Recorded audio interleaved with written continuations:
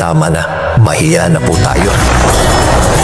Sa mga naranasan nating hirap, pagod, at tensyon, at sa mga narinig nating kwento,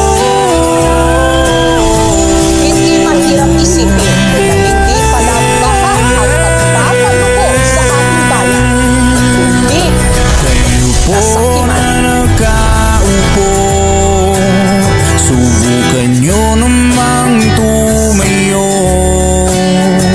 at baka matanaw ninyo ang tunay na kalagayan ko. Mahiya na po tayo.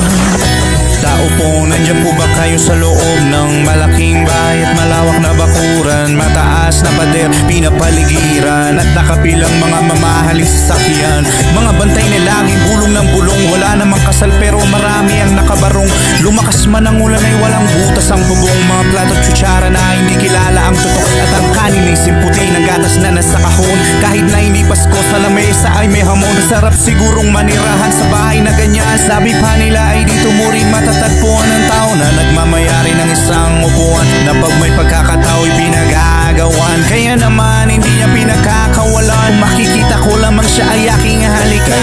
Po na nakaupo, Tama na, mahiya na po tayo. subukan nyo namang tumayo,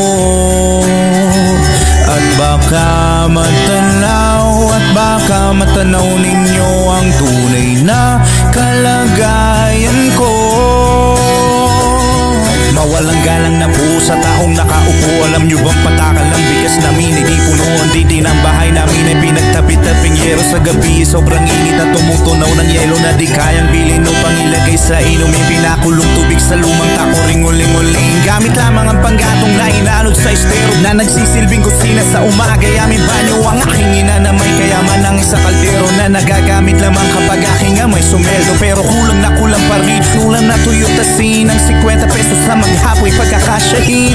Di ko alam kung talaga maraming haraw, mataas lamang ang bako doon, nagbubulag-bulagan lamang po kayo. Kahit sa dami ng pera nyo, walang doktor na makapagpapalinaw ng mata nyo. Kaya huwag kang masyadong halata, bato-bato sa langit. Ang mata may huwag magalit, bato-bato sa langit. Ang mata